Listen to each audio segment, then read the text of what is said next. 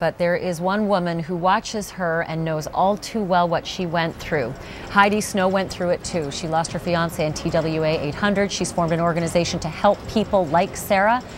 And very much like Sarah and those other people we just witnessed in that horrible melee, she was in those hotel rooms during those briefings where people just lost it. She's going to explain what all of this is like in just a moment. I want to bring in Heidi Snow. Heidi is the founder of Access, the Aircraft Casualty Emotional Support Services Group. Heidi lost her fiance on TWA 800.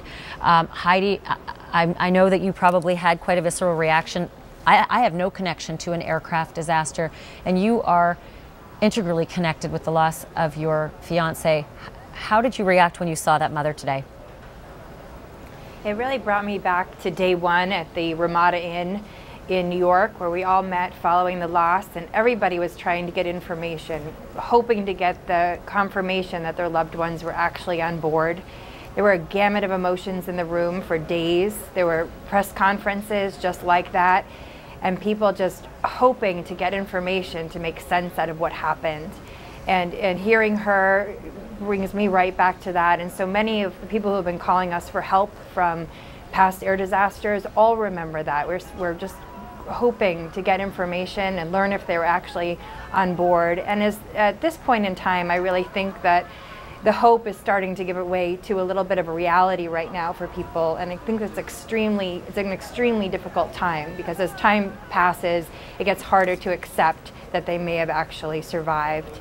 And I was holding on to hope during these first few weeks. It took 5 weeks before my fiance's remains were found, and I just remember I needed that so bad, but every week that passed, the hope started to decline a little bit. And as that happened, it got harder and harder. Is there a right way, a wrong way? I mean, clearly what I'm witnessing on the screen right now and how they treated that mother in the briefing room is entirely the wrong way, but what is the right way? What is the most delicate way to handle people like you whose lives are shattered? You just have to accept that everybody is going to handle it differently, and her reaction is what she needed to do. That is how she grieves, and the people there need to accept her for what she's doing and support her in that, and let her vent in the way that she needs to, because that's how she grieves. Everybody grieves in their own way, and everybody reacts in their own way. And I remember that very well. There were very quiet people in the room where we all met at the press releases, and then there were people getting extremely heated and angry. And the key is for the people who are responsible for maintaining that location and taking care of the families there to allow them to do what they need to do and accept them for who they are. And that's how they get through it.